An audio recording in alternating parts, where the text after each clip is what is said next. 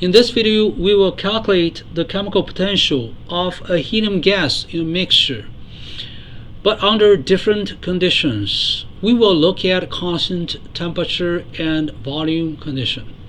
So let's assume we have a 1 bar mixture, 0.4 moles of helium, 0.6 moles of argon.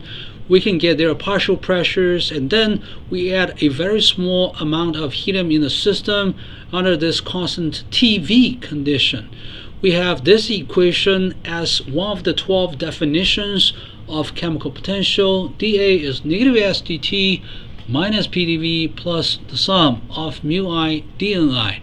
When temperature and volume are constant, these two terms vanish. dA is equal to the sum of mu I dNI, and also dN argon is 0, and then we can numerically calculate mu helium by using the finite change of A divided by the finite change of N sub helium.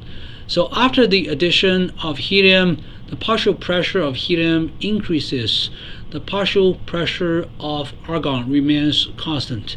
Therefore, we don't have to worry about the Gibbs energy change of this argon.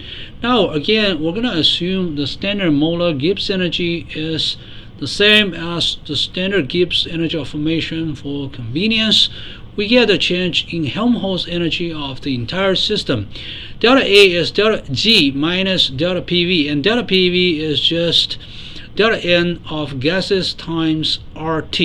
And then we need to look at delta G. Delta G consists of 3 components.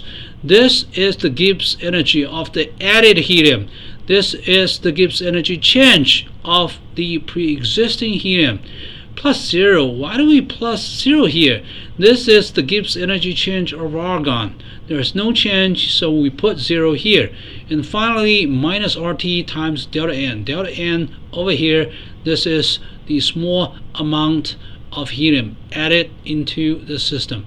We do this numerical calculation, we get this expression. We have delta A over delta N, both are the finite changes.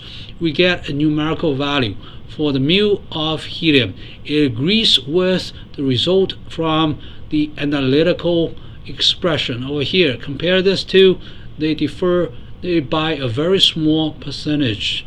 And the calculation of the chemical potential of helium, assuming the constant TV condition, agree with the calculation assuming the constant TP condition. It does not matter whether we add helium under constant TV condition or under constant TP condition.